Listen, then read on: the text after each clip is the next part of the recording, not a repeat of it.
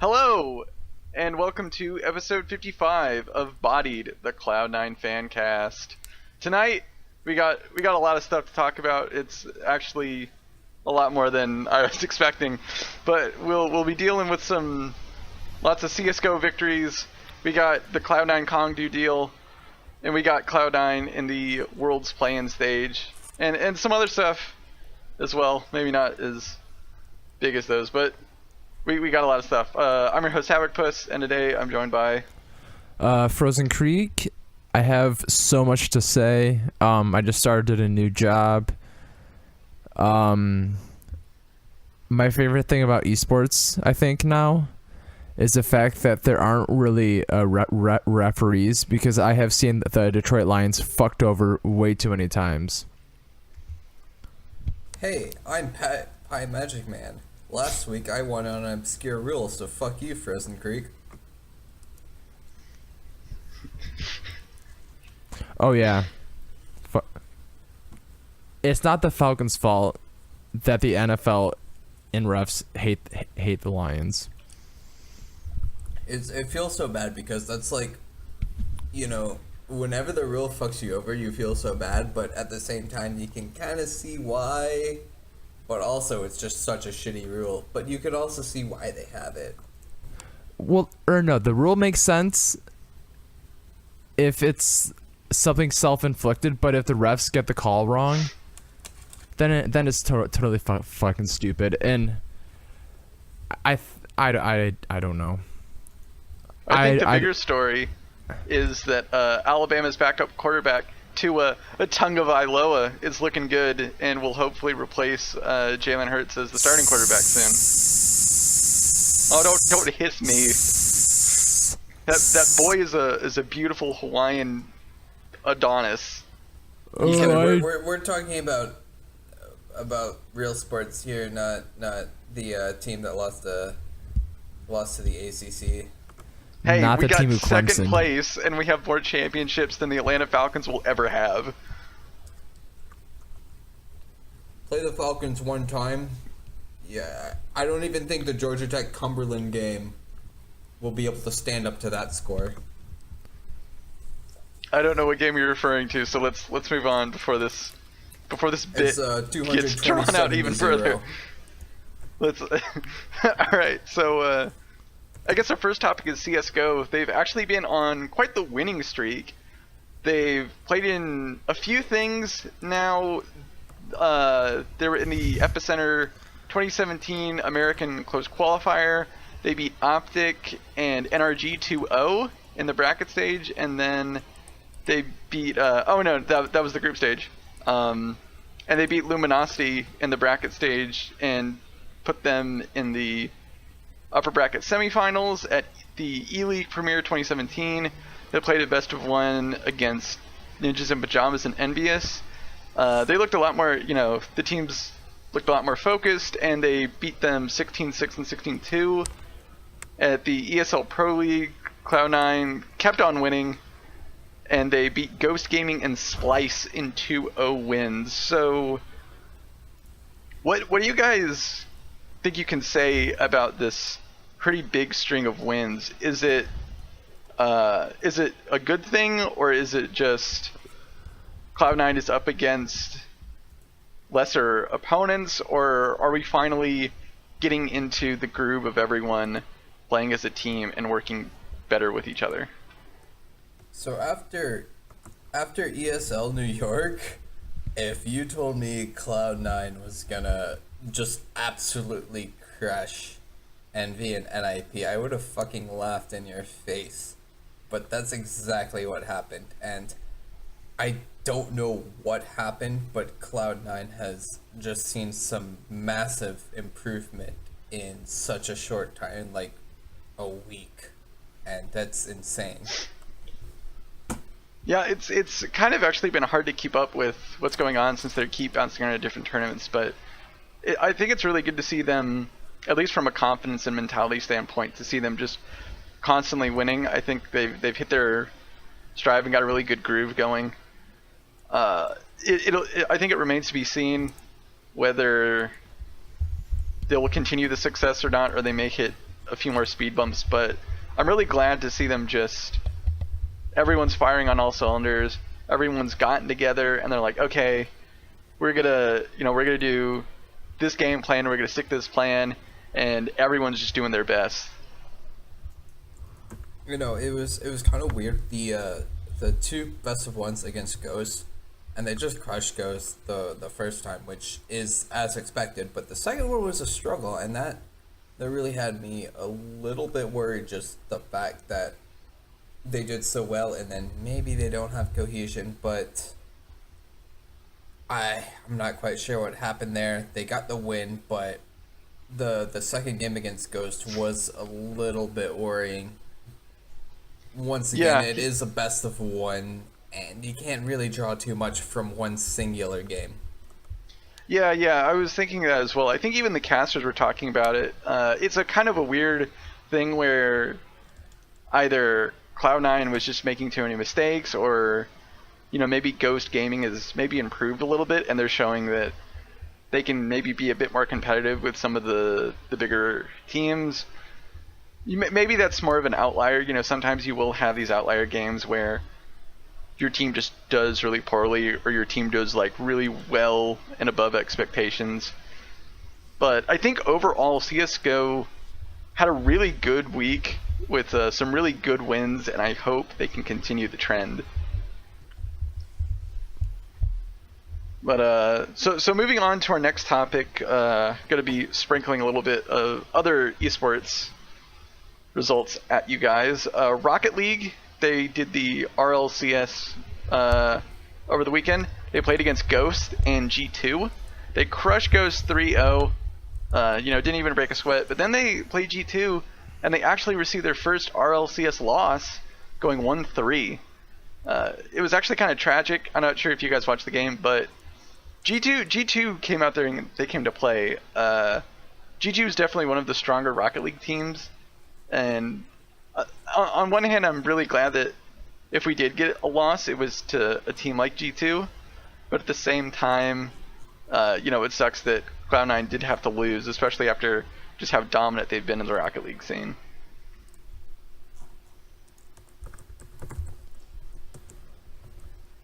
Yeah, I wasn't able to watch it, unfortunately.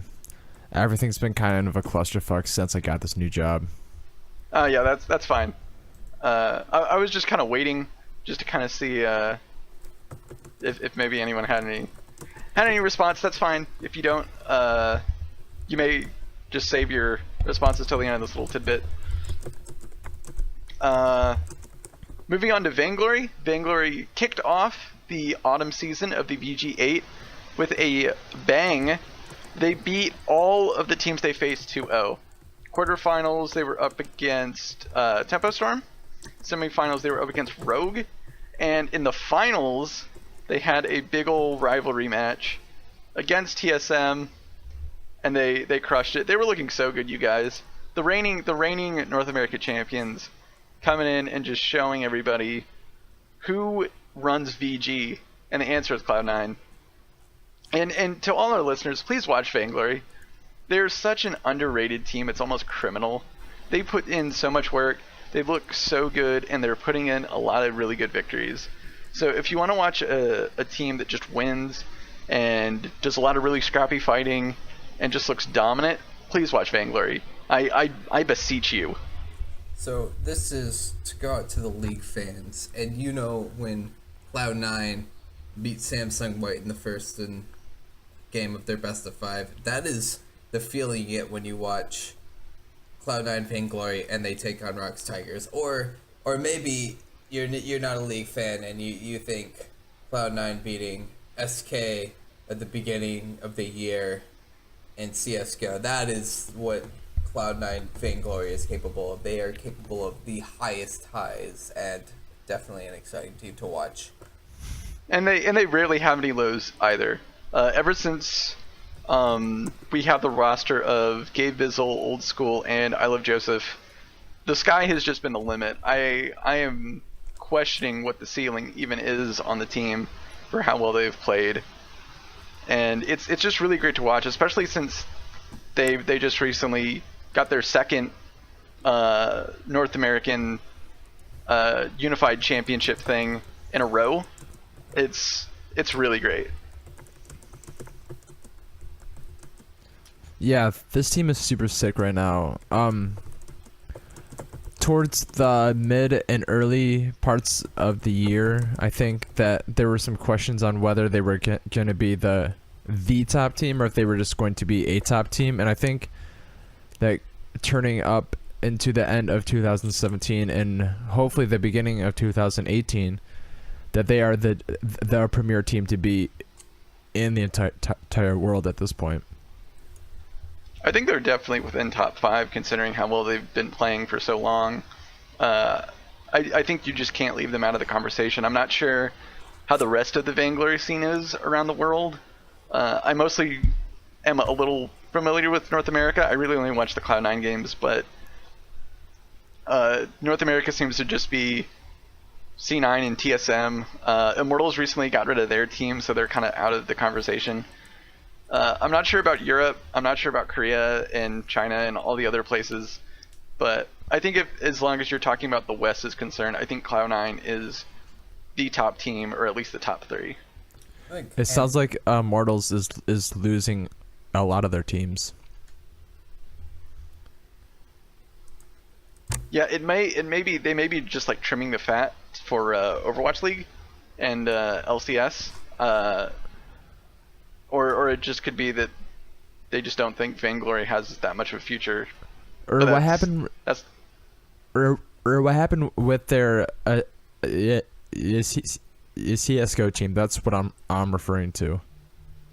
Oh, it's just kind of in a tailspin right now.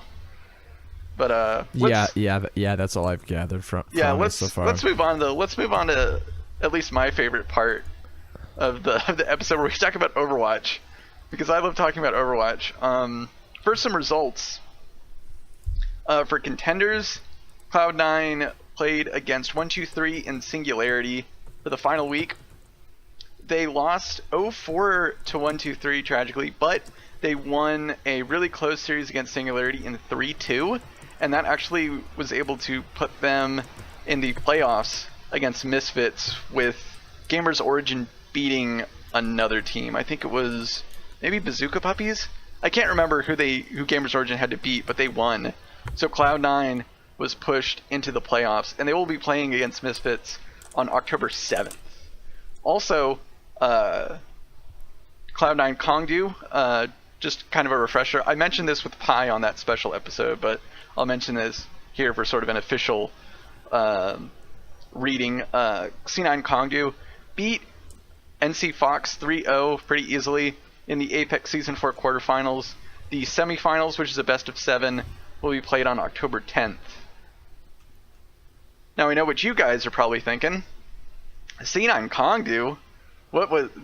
Havocfus, you're crazy. What is this? Well, last week, Cloud9 bamboozled us a bit, and they announced a joint venture with the Overwatch team Kongdu Pantera, and the team will play under the C9 Kongdu banner for the remainder of the Apex season, and then they shall become Cloud9's London Overwatch League spot team. So, Pi and I, like I said, we discussed this in a special episode. You guys should check it out. We go pretty in-depth on the Overwatch League announcement, what that kind of means for the fan base and the game and all this other stuff. It's a really great discussion, and I think it's pretty engaging, so please give that a listen and, give us some comments or tweet at us. But I just kind of want to do a really quick bit with Frozen, and Trey's kind of waiting in the lobby, but I'm not sure if he's able to talk. But yeah, I just want to get your guys' opinion really quick on the C9 Kongdu business and what you guys think of it.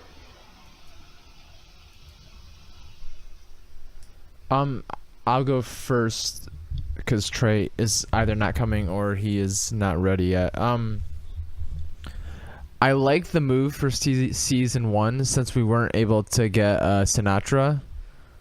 Though I do wish that we would have done a little bit more for Sinatra, because I don't think that he's going to be in a good position to be playing Overwatch League in the next year unless he's playing for Cloud9. So I think that in the short term that we did make a good move, but I'm not entirely sure how the optics are going to be playing off since we are an EU team ran completely by an NA organization with all Korean players. Like, I think the optics behind that are bad enough that I don't think it's going to be good for the European game in Overwatch League. And I don't think that there are going to be enough European fans cheering for Cloud9 solely because their London team to make up for the fact that they're kind of on an island. I mean, they're not because it's all in LA, but like they're kind of in an island in the fact that they're an EU team kind of lost. Well, technically they're already an island because as of right now, they're the only EU team. So at least for right now, until Blizzard announces more Overwatch League spots, if you're an EU fan, what are you to do? You either root for Cloud9, who is a North American organization with an EU spot with the Korean roster, or you cheer for one of the other several North American teams and just kind of wait. I said a lot on this. I was all for this move. I am in the camp that if you want to win people over and if you want to try to run this team, you go for victory at all costs. You get the best people, you look to stomp the competition, and you'll just get fans through winning and just being the best. I'm not too concerned about identifying with the team. I know some people are concerned about that, and that's fine. But from my standpoint, as an American, if that, for whatever that's worth, I see no issue with this. But that's just me. One, England is literally an island, and two, if that's your motto, while you're on the Cloud9 Fancast, I can point you in the direction of the TSM Fancast if you are of the buy players for victory at any means. Or the Louisville Cardinal podcast too. Wait, does the Cardinals even have a podcast? I don't know, but they just got I could make one probed so the by bit could the work. They just got probed by the FBI for bribing college basketball players. So winning at all costs, literally. Yes. They flew too close to the sun, sadly. But no, that's not sad. They won up until the sun part. I mean, everything before that was fine. But then your wings melt off, and then it's just like, oh well, I should, in hindsight, maybe not build my wings out of wax and feathers. Maybe something a bit more structurally sound. That's how you go back for the next model.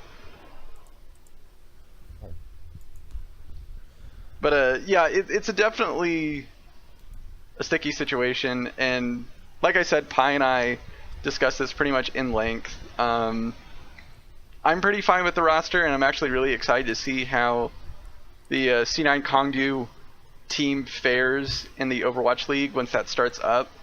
I know a lot of people don't like the fact that it's a Korean roster, but my opinion was that if Cloud9 wasn't doing this, I was pretty sure that some other team would eventually just do this, and then the whole community would just be in the same boat of, oh, they just got like 6 Koreans to play for them, and the whole it's a whole thing. So better us than them, I guess, in terms of being a Cloud9 fan. I mean, I don't think you're wrong, but I also don't think you're right, just because I think Noah Winston's talked a decent amount of having troubles getting people to like the Brazilian CSGO team. And I think that's totally fair. Yeah, and I think that a lot of the reason that Cloud9 is such a big org is because of Sneaky and Medios being American players who streamed all of the time and were able to entertain thousands and thousands of people every night, and I that's not something that we're gonna get with 6 Korean players coming over to play in Los Angeles for a team that's allegedly based in London. And I think that is going to be a problem at some point in time and in some capacity. Yeah, that's totally fair. Yeah, if anyone wants to, I'm not sure what show was that where Noah Winston. It was Noah Winston, Jack, and I think it was Monty. It was what's his faces? He does all the CSGO stuff. Oh, Thorin? Yeah, Thorin. It was yeah, I can't remember exactly what it was called. Jack was on that episode too. Yeah. It was a really good, interesting episode though, because it talked a lot about what kind of this situation is basically. Yeah, it was maybe from March, April, May. I think it was between splits. Yeah, so but it was a really, from that what you will. Yeah, it was a really interesting show. So definitely check that out. Check out the special episode that Pi and I did. It's a really big conversation. I think the hype has kind of died around it because other Overwatch League news has come out. So, a lot of the stuff that's been said has already been said, so it's kind of hard to go back and talk about it more. But yeah, it's still a really interesting topic, and I just find it interesting that Cloud9 did such a thing. But yeah, let's move on to probably what's going to take up most of our time, and that's League of Legends, like always. So Cloud9 played in the World's 27 play-in stage. For round 1, they had to face 2 emerging regions, quote unquote, teams. They had to face Direwolves from the OPL and Team 1 from Brazil. And the results kind of spoke for themselves for round 1. And in round 2, they played against Lyon Gaming, which happened yesterday. We're recording this on Thursday. So what did you guys think of the play-ins? We can kind of start with round 1 in a kind of general sense, and then we can maybe go in depth for round 2 since that was a best of 5. Who did we play in the play-ins? That's a good question. I'm not sure. There was some guy named White Lettuce. There was also definitely not in the play-ins. It was weird. Oh, I mean the group of the play-ins. Sorry. Let me clarify. They're all unknowns.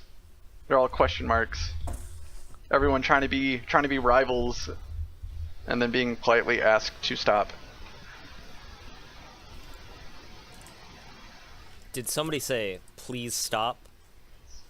I did. Hello. It is me. Hello, Trey. How is everybody? It's Trey. Can you stop We're now, good. please? Please stop. Please stop. Please clap. Round 2, just like Knack 2, baby. Knack 2, baby.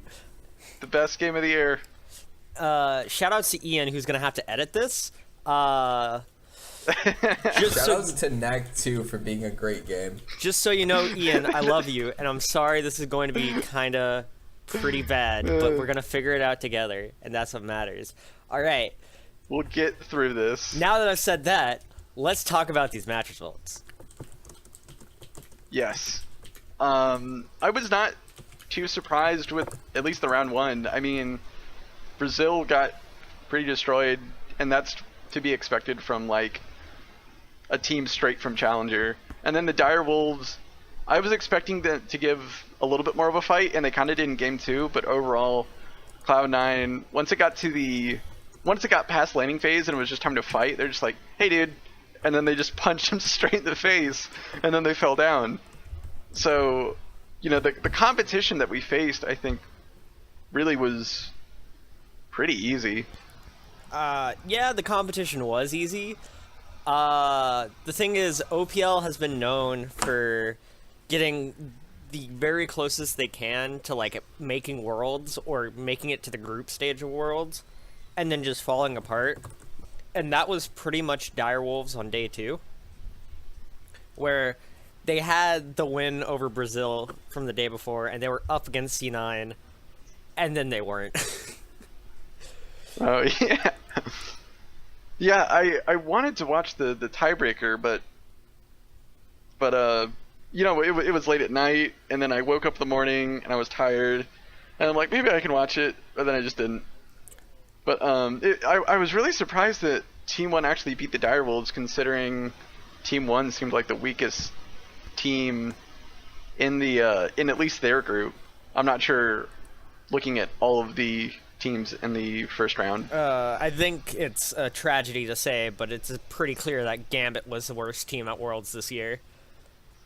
Yeah, I was really surprised by Gambit because everyone was hyping them up to this almost a crazy point, saying like, "Oh, Gambit's back. Gambit's gonna look out whoever has to play Gambit. It's gonna be a slaughter." And it certainly was, but it was on Gambit. It was the other way around. As Trey knows, don't get me started on how much I think Gambit was and is always overrated. Yeah, Do you wanna indulge a bit, Pi? We have time. Look it. Alright. Season 2. If you guys want a circle jerk about how Gambit almost won things and then how they're the greatest team ever, even though they didn't win things, go for it. But it's season... What are we, like 7 or 8? Because they stopped using seasons, so it's just the 2017 season now. Look it. Most of them don't play. Alex Ish got absolutely destroyed in NA. Darian has shown that he has not aged well. Genja doesn't play. Edward failed miserably on Curse, went to EU, failed miserably there. The Diamond Pro X has sparks of brilliance, but he is not the best jungler in the world. I don't care whatever you say about how he invented counter jungling. He is not on the same tier as other people. Get over it. Gambit is dead. He's worse than a 25-minute Medios Alison. anything before a 70-minute shit. Lee Sin is pretty much just boosted anyways if you're Medios, so... Exactly. The Lee Sin does not come online until at least the 60-minute mark anyway. That's just how Lee Sin is played. Speaking of that, let's move on to the next subject. I hope everyone's proud of Contracts for taking 60 minutes to learn how to play Sejuani. Well, actually, it took him about 80 minutes because he didn't really learn until the second game. Yeah, but the first game took 60 minutes, but he came out of the first game swinging. That's why I'm saying it took 60 minutes. Yeah, but Yeah, he didn't learn from the mistakes of game one either. Oh, well, it was like game one. It was like watching a minor league baseball player try and hit a home run against a major league pitcher. And that's what it was like watching both Contracts and what's his face trying to ult in those first two games. Oh yeah. Yeah, the Lyon series was really interesting. I think, looking at it from a positive standpoint, I really liked how at least the picket bans went for the most part. I didn't like the draft for game 2, but I think Cloud9, and this is in a larger perspective going in for all the plans, but I think Cloud9 did a really good job of assessing what is strong and what is not strong, and also assessing how the enemy team plays the strong champions and the not strong champions, and maybe also their pocket picks a little bit. So it was a nice mix of respecting the meta and respecting the pocket picks, and I think Reaper gave us some really good drafts for most of the plans. Absolutely. I'd like to say, like, the games that we looked bad at the early Direwolves and game 2 of the Lyon series, I feel like that wasn't individual mechanics, it was an unexpected situation and macro more so. Like, the bot lane versus Direwolves should have prepared better for, like, after the first gank, they should have prepared better so that they didn't get camped and ganked and ganked and ganked again. Versus Lyon, that level 1 route that Lyon took and then Audi came and solidified just really messed everyone up. So I feel like it wasn't mechanically, Cloud9 was bad at just these weird situations that come up because you can't prepare for that. That was really capitalized on. That kind of made us look bad in some of the early games. Yeah, I think the games where Cloud9 looked like they kind of faltered was really just making mistakes and overstepping their bounds when they shouldn't have. Especially in the Lyon series. The Lyon series had a lot of just everyone pretty much just kind of stepping maybe a couple spaces too far forward.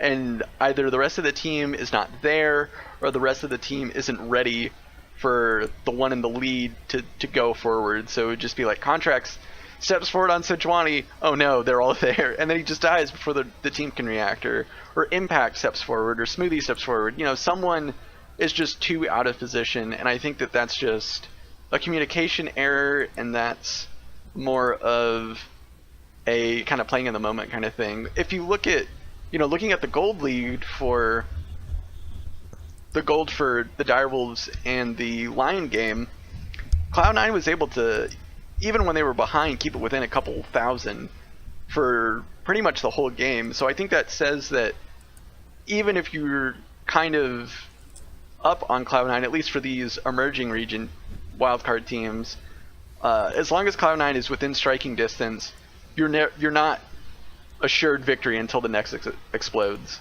And I think Cloud9 showed that. Yeah, I completely agree.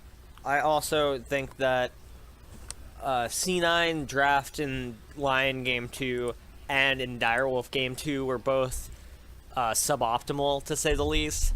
I think they gave away a couple too many picks, and the Direwolf game ended up working out because the second we hit mid-game we won. But specifically in Lyon Game 2, what happened was we pretty much gave over Lulu, and we gave over Orianna. So once they got ahead, they just had this like 1,000 health shield every 10 seconds on somebody. So it was so difficult to try and kill someone until we got to the latest of late games.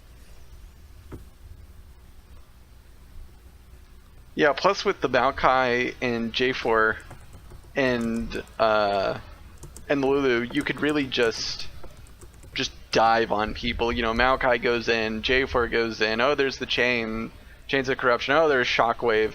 So they're just keeping individual targets in place for so long, it just gets really hard to do things. So I agree that I found giving up both Maokai and J4 was kind of a mistake, but luckily Cloud9 kind of played around it. But I want to touch on some good that Cloud9 did do, and specifically the mid-jungle synergy between Jensen and Contracts. I feel like this is perhaps the strongest our mid-jungle has looked since Contracts came on the team. Contracts is pathing, for the most part, barring a few mistakes in individual games, he's pathing really well around the jungle. He's tracking the enemy jungler, he's making some really good ganks off. He's playing really well around Jensen and getting him to a point where Jensen can be strong enough to roam with Contracts in the gang and fight and blow everyone up. So I think that, Contracts is definitely showing signs that he's getting better and better, and the connection with him and Jensen is getting better and better. Because it's definitely been one of our major keys to victory throughout the play-ins, and I think we should really highlight that. I agree. I mean, I think, yeah, I do agree that Contracts has actually been one of our better performers, and I think his ability to plan a minute or two ahead and be in the right positions to counter gank was like one of our biggest strengths going through these playing stages. I can't think of what game it was specifically, but the one game Jensen got like 2 or 3 kills mid super early solely because Contracts was there to counter gank a couple times. Was impeccable to watch because his Contracts isn't exactly someone who just sits mid all game either, so it was impressive to see him play so proactively, getting ready for the vision and being ready to counter gank. So I'm hoping that that's something we can continue to do, but I think that better junglers are going to be able to path a little bit better too. Yeah, it was pretty impressive to see Contract. Like, every time an enemy jungler would try to gank a lane, most of the time Contract was just like right there. But I do agree he's going to have some major struggles with the likes of like the Chinese players and the Korean players and the EU players and stuff like that. So he will definitely be tested for sure. Also, what did you guys think of Jensen individually? I think he showed a lot more flexibility in his play. He was able to use the Galio mid lane pick, which he had never played before. He played some signature champions like LeBlanc and Orianna, but he also brought back the Ryze, which had got some small buffs on the Worlds patch. So I think with that, coupled with Jensen was actually roaming a lot more, and he was actually being a lot more present outside of the lane, I think is showing that Jensen's really pushing himself and trying to show that he is much more than just a lane dominant mid laner. Something I'm actually gonna disagree here. When you say flexibility, like the Galio and Ryze game, or the Ryze game was against one. The Galio game, I don't actually remember. Someone tell me so that I don't sound stupid. I'm looking at the slide for it. I gotta find it. It was against Direwolves. Yeah, their first game against Direwolves. So like it was early in the plans, and that was the good Direwolves game when he played Galio.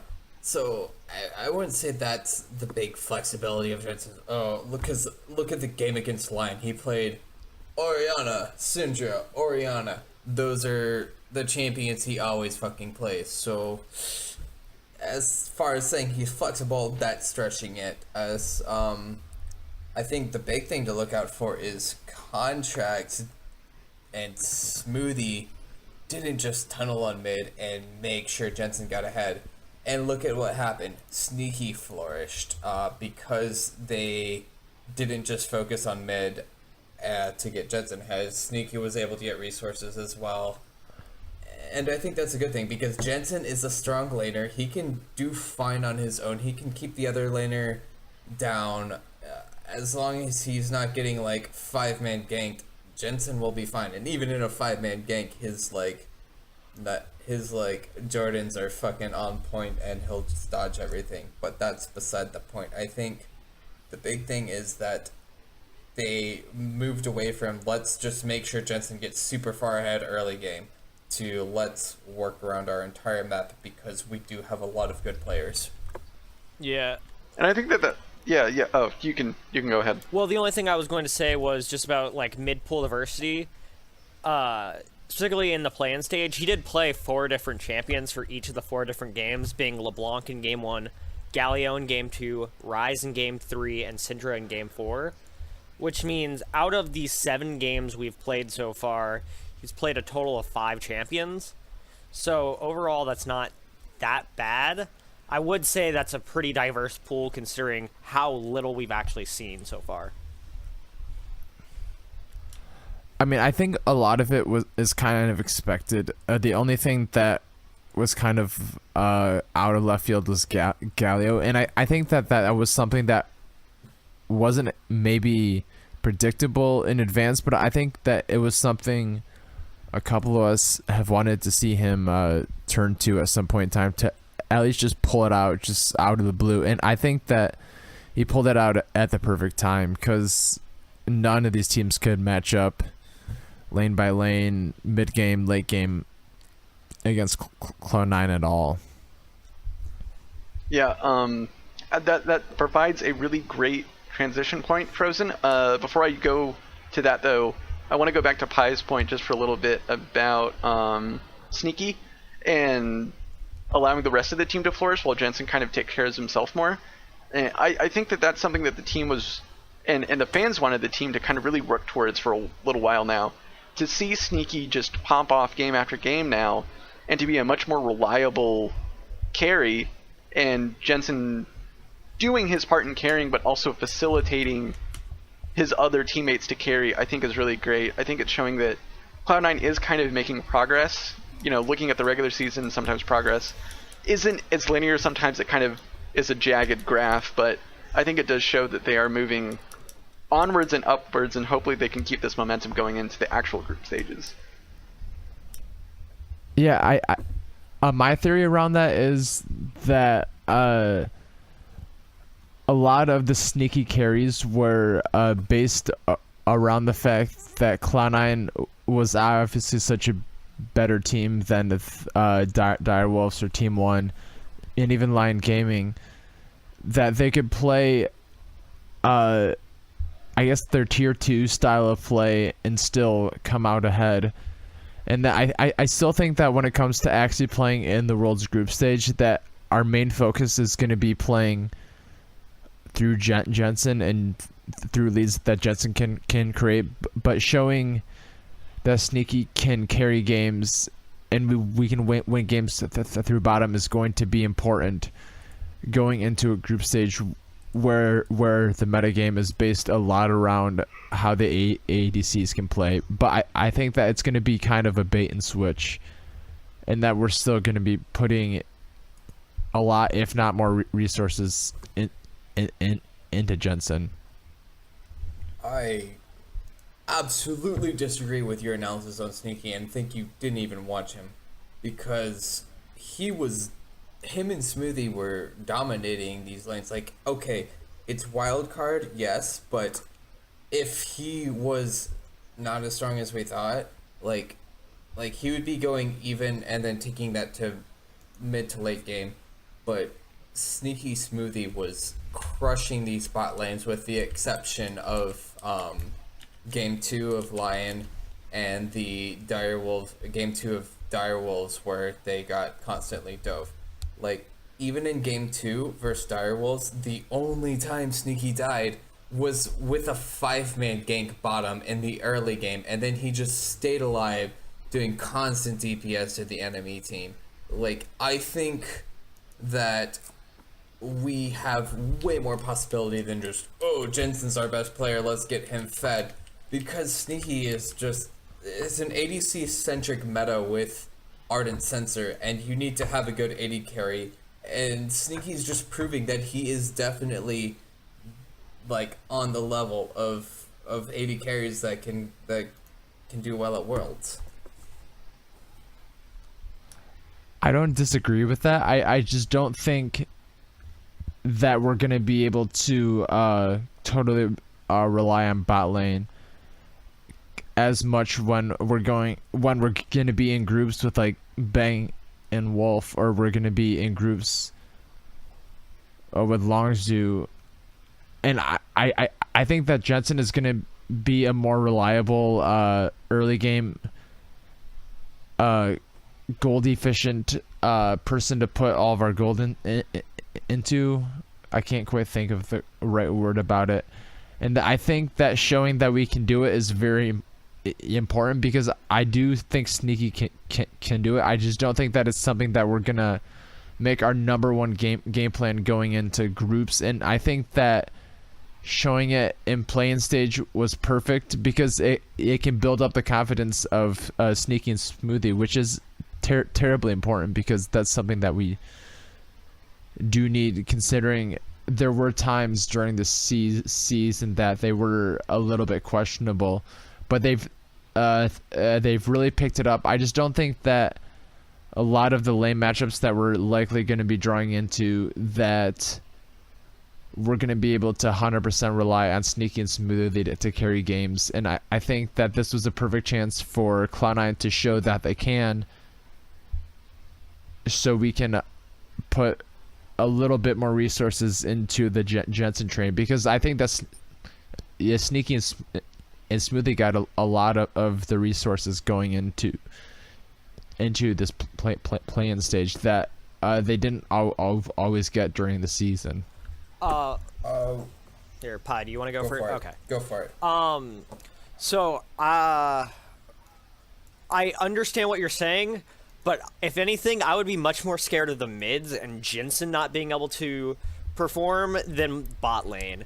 we're either going into Group A or Group C, which means we're either playing in Group A, which is EDG, SKT, and AHQ, which means we'll be playing against Scout, the former SKT laner, mid laner, Faker, and probably Chowie. I don't think they'll play Westdoor. So those are all three really great mid laners. On top of that, if we go into Group C, we have Crown, Xiaohu, and Perks. You can say what you want about Perks. You could maybe make a case about Xiaohu being not that great, but Crown's a monster, Scout's a monster, Faker's a monster, Chowie's a monster. So, if anything, I would say that this bot lane showing is actually much more important, and we'll need to play around that if we want a chance of getting out of groups. I absolutely agree with Trey, and that's what I was going to get at, is you're trying to bring up Bang & Wolf when the fact that you're gonna rely on Jensen over Faker. Like, I love Jensen, he's a great player, but we're also talking about Faker. So that's kind of a hard one to sell for me. I mean, I think if we were to make an argument about it, I think we could make a legitimate argument that Jensen is the top laner among all lanes in the West, and I think no, he doesn't quite match up to Faker. No, he might not quite be all that Crown is, but he's still.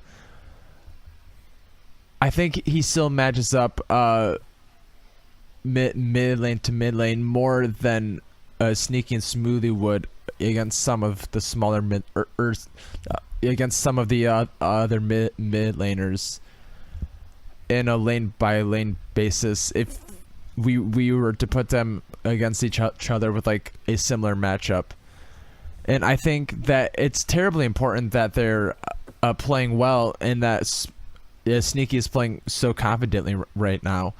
But I don't think that we're gonna be able to rely on them if we're playing against someone like SKT or RNG or Samsung as much as we are gonna be able to rely on Jensen not to do poorly, because I don't think we've seen Jensen have a bad laning phase really all year. That's even counting in the spring. It's not about laning phase. I don't care about. Well, he could lose laning phase. Sneaky completely lost laning phase multiple times and came back to show his presence and why this is such an ADC centric meta. And I think that shows way more than look at Jensen didn't really win there. He kind of won lane, but like he didn't crush it, dominate it, and bring it all across the map. And the fact that he didn't do that against wildcard teams doesn't make me want to put all the eggs in the Jensen basket, and I think Sneaky is showing the caliber that we know him to be, and the fact that he put up such good performances is very good for our chances going into the group stage. Oh no, I agree that Sneaky's playing very well, but I don't agree with saying that even in an ADC centric meta, maybe it's like 60% ADC at this point. I still think that Jensen is a better carry if they're at equal footing in gold and resources. Just I think it's a more reliable kind of thing, and as Sneaky has shown not even that long ago that he has been a magnet for CC, thinking more towards the Talia W seismic toss. Is that what it's called? And he's been a magnet for shockwaves for God knows how long at this point. He has stepped up a lot. It's been against a wildcard competition, and I think that Jensen has shown against the wildcard competition that he is able to play a more a 3-lane centric game as opposed to just a 1-lane centric game that we have seen him mostly play up until really recently. I think this is more of a development that's really only actually really shown in the past month or so. And I think having Jensen as such a rock in the mid lane, and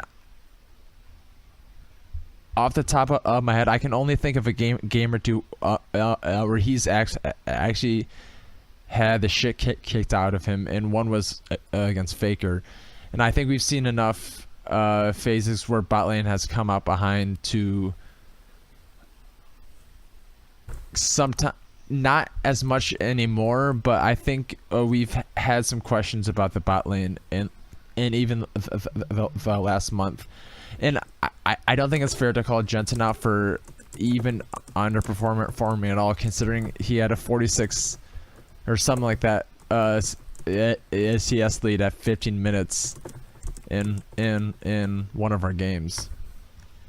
All right. So I want to move on to our next point. This is a really good discussion, but I want to get on to one more interesting topic point. So Pi, real quick, you can kind of give Frozen Creek a little rebuttal, but then I want to move on. Alright, so I think you are overvaluing Jensen's split performance with his current performance, and the fact that it's hard to say I like Jensen as the critical carry where we've seen him. God, it fucking hurts me to say this, but we've seen him fail against TSM with the infamous Zonias, with the infamous dash into double lift. Like, we have seen him fail in these critical moments, and it's hard to say. I think we need to focus with Jensen to be that person, and that's gonna be my argument. The one thing. All right. I'm gonna say one last thing about this real quick. Okay. I guarantee you could name more mid laners from the teams we're playing than 80 carries. This is true. I don't know any of the 80 carries that we could be going up against. The only people that you probably know are Uzi, and then Bang, Uzi, right? Bang, Sven. Yeah. That's literally the only ones I know. I don't know anyone else. So, yeah. But yeah, really, really great points you guys touched on. Listeners, if you want to chime in on this debate, feel free to tweet at us or type it in the comments.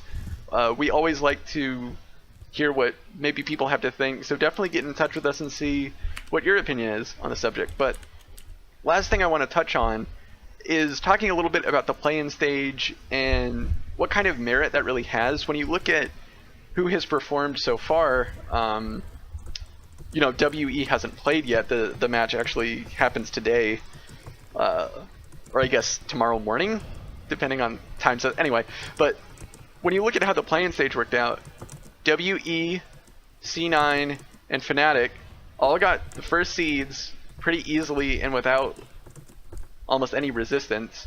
And then for round 2, Cloud9 3-0, Fnatic 3-0, and I would be shocked if WE did not 3-0. So looking at kind of the competition, I saw that a lot of people are saying how it was kind of unfair to have teams from these big regions playing in this preliminary tournament against all these emerging regions who either don't have enough international experience or just don't have the competition necessary to facilitate going up against these types of teams.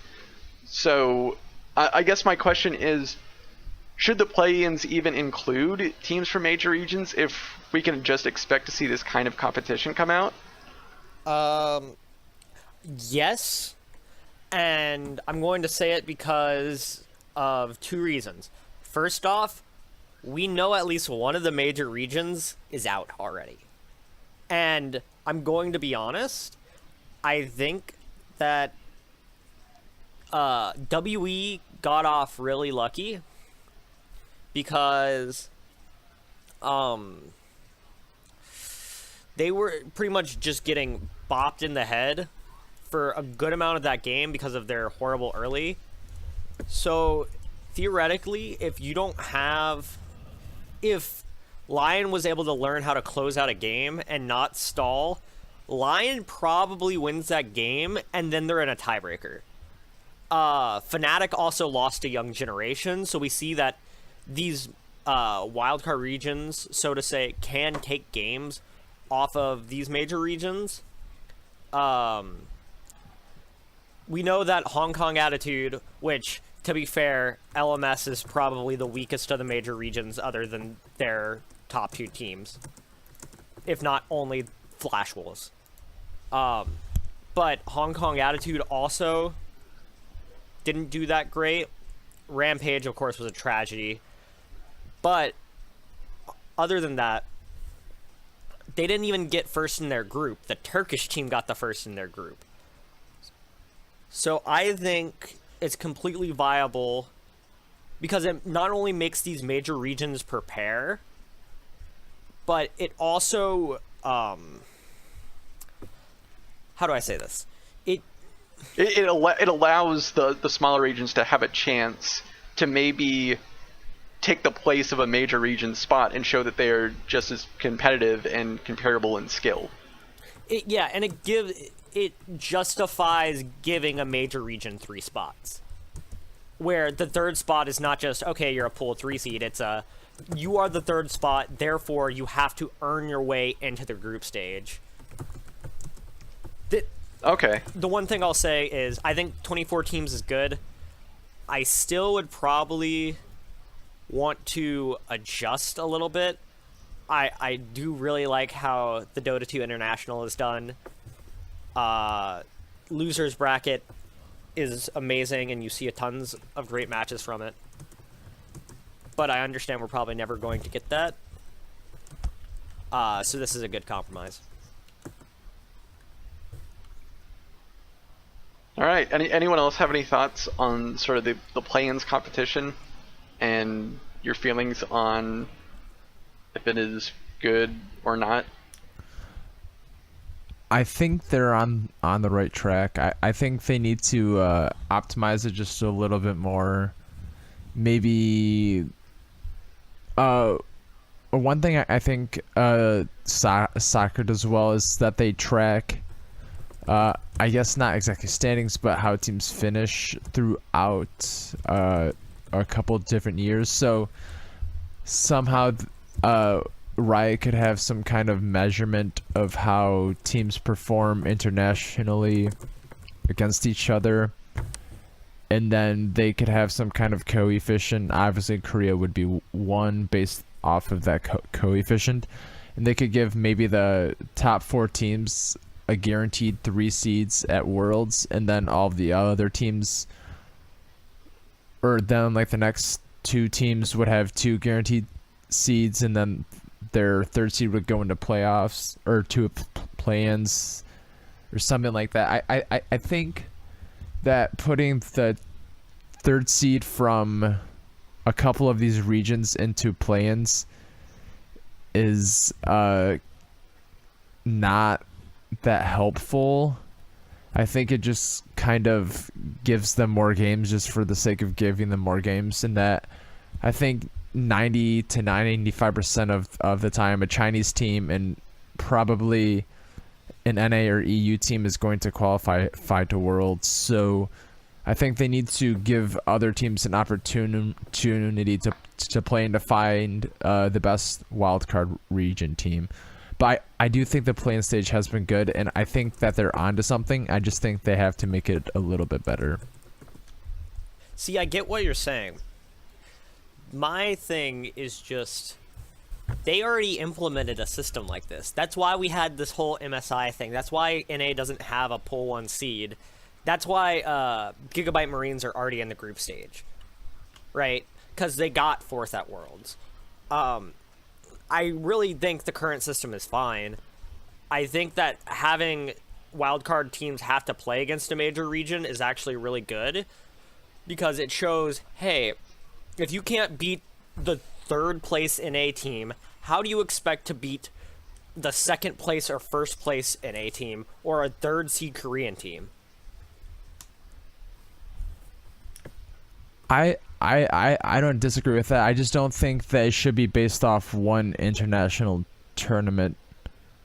Like I think it should be more of a long-term thing. Like maybe between season 5 and 6, the standings in Worlds in MSI would contribute to what teams placed in play-ins for this year. Like even if it was just like the top 2 teams got guaranteed 3 seeds at Worlds, and then the next 2. I do think that there is a compromise to be made there. I think that Korea obviously getting 3 guaranteed is something that should happen, and I think that there should be some kind of system to guarantee one more region, at least 3 seats guaranteed.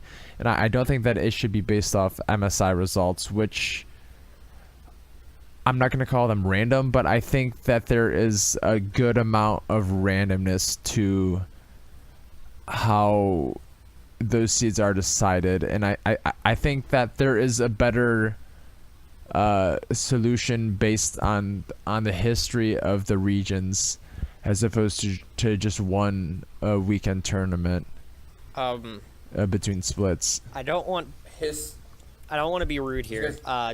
Pi, do you want to go, or do you want...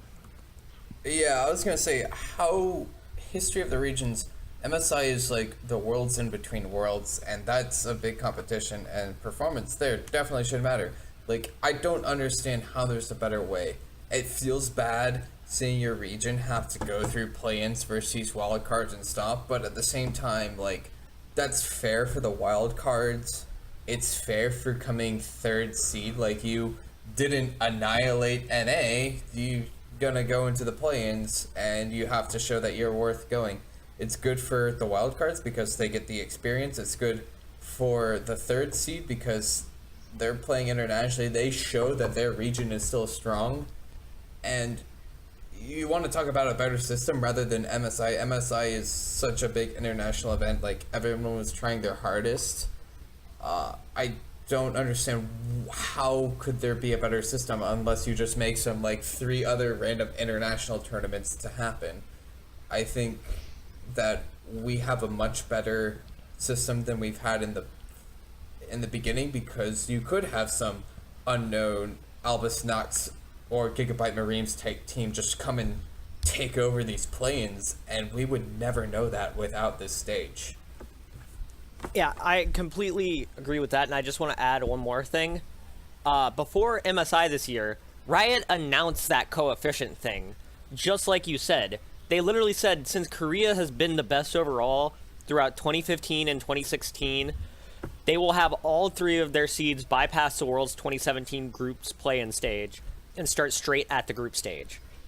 And then said right after that based on MSI, whichever region does well, and if they happen to get in top 4, that they would go directly into the group stage, their first seed from their region would. So what you're suggesting is already somewhat implemented. The only thing that isn't implemented is taking away number 3 seeds from major regions, which I think would be a really bad idea, considering that all the number 3 seeds, except for the exception of LMS, are probably going to get out. Or actually, if WE makes it, which more than likely they will all get out other than Hong Kong Attitude. Yeah, so if they're gonna make it out every time pretty much, then what's the problem of increasing the competition of wildcard teams and making it a little bit more competitive among them, and letting the major regions, which are obviously a bit ahead of the wildcard teams, duke it out together, when we could just let the wildcard teams duke it out and decide who's the best of them, as opposed to just making them face top region teams that are just going to smoke them out, and then it becomes a matter of who gets drawn into groups with who. It literally... Okay. I think I get what you're trying to say. However, these teams will not improve if they do not play high-level competition. And having them get the best wild card has shown in the past to not be that successful. And we have gotten the best wild cards, and we've seen the best wild cards. Because at least one wild card gets out of every group and has the chance to play against a major region. Lyon did pretty good. However, they played against WE, didn't win a game, played against C9, didn't win a game. I don't think you deserve to go into group stage after that. Young Generation did pretty good. They're going to have to play against WE. I think they have a chance. Both Team 1 didn't do that great, but Direwolves did worse. Fenerbahce did amazing, and at least one of them is getting into group stage, and I think that's fair. So, the system is weeding out the best wildcard teams in a timely manner while also starting up the hype for Worlds instead of having the international wildcard tournament to see what two teams are going to join.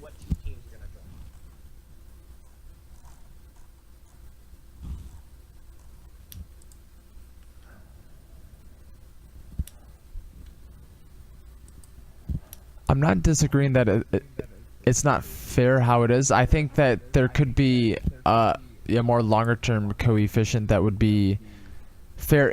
In like I was the one. I don't remember if anybody else was. I was the one actively saying I would not root for TSM MSI even if it benefits us.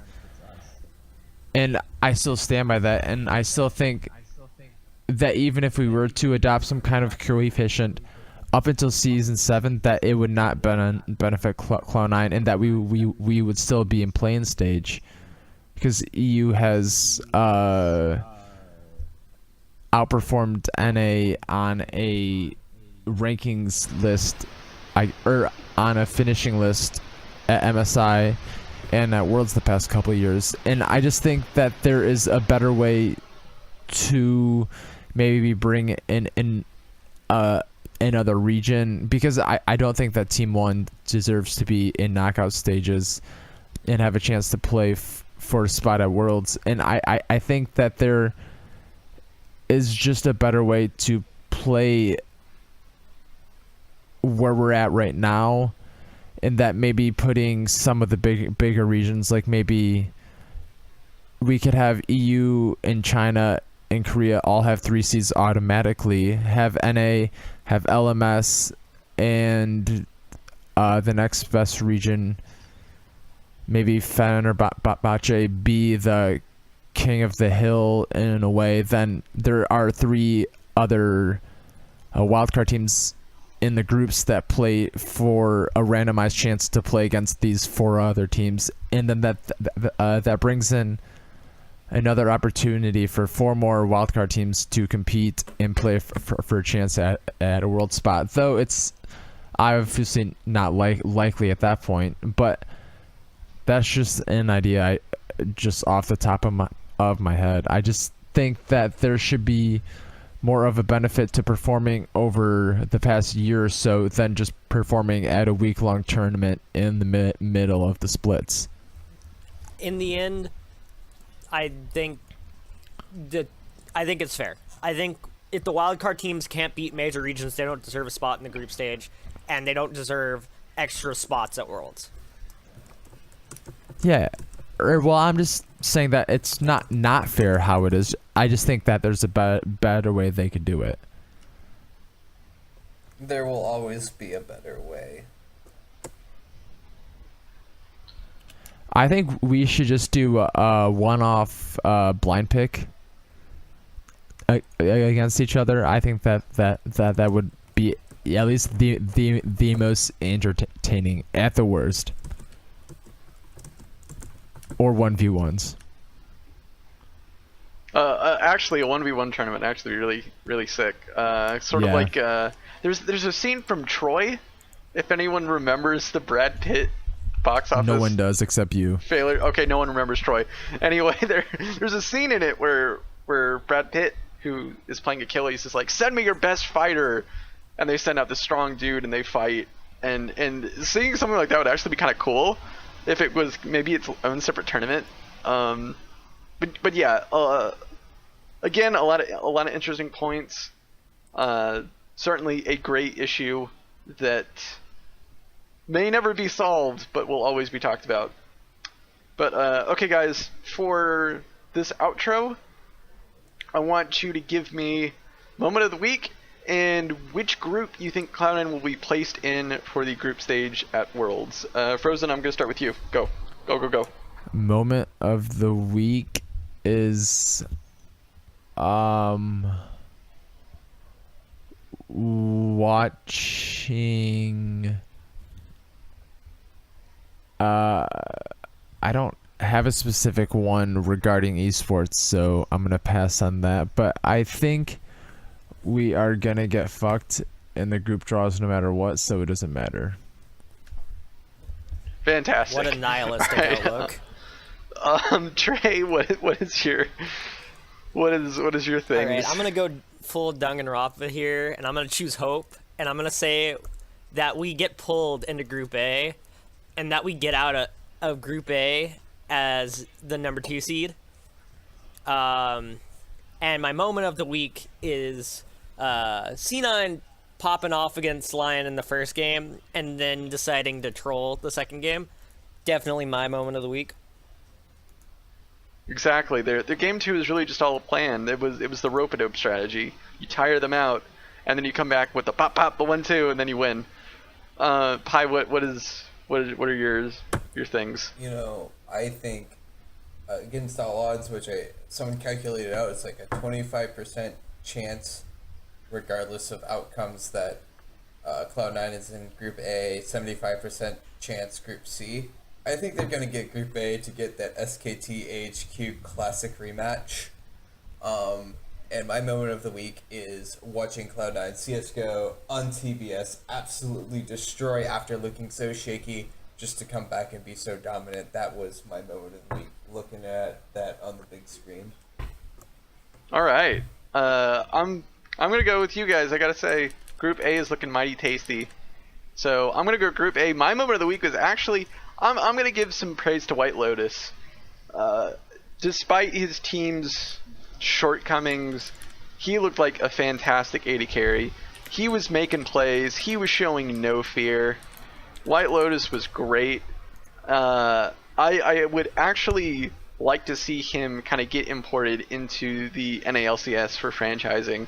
He definitely was able to broadcast his skill and kind of put himself above a lot of the other players that were in this playing stage from some of the other minor regions. So definitely gotta give props to him and how he handled those games. All right, I came up with a couple things.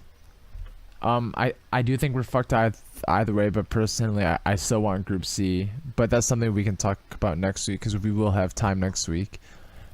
Because we will not find out what our group is until after we record this podcast and before this podcast is posted. So once we talk about this, we will know what group we're in.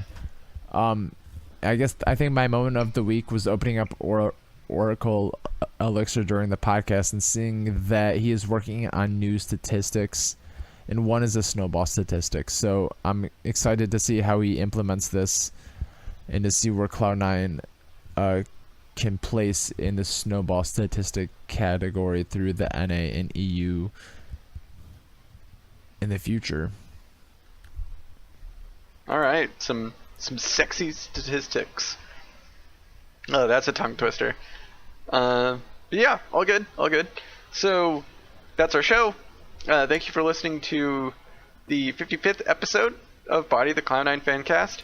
Feel free to tweet questions and feedback to us at C9Bodied or email us at bodiedfancast@gmail.com. We'll try to answer questions on the next podcast, or we'll get them to you through Twitter or what have you. So please don't be afraid to interact with us. We are very approachable. So any questions, you listen to something you liked on this episode, maybe one of our long-winded discussions, and you want to chime in, hit us up on Twitter. We can have a little back and forth. I always relish them. Also, a big thanks to Ian once again for editing our audio. He is a trooper who does the things that we are too cowardly and lazy to do. So, thanks one and all for listening, and we'll see